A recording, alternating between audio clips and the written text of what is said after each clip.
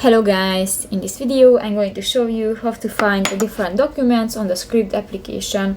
But first of all, I just want to mention, please don't forget to subscribe to our channel, because at 100,000 subscribers we are going to show you our YouTube revenue statistics and growth strategy, how to make money online. So let's jump into it. First of all, open the application on your device.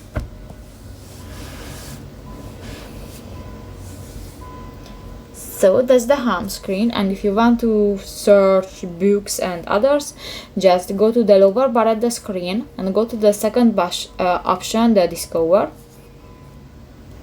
And here you can find different genres. For example, I want to search the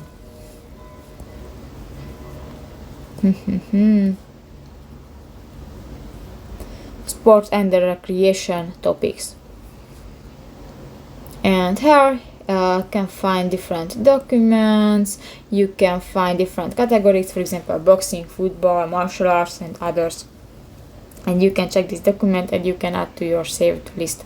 So that's pretty much it for this video guys. See you in the next one. Bye bye.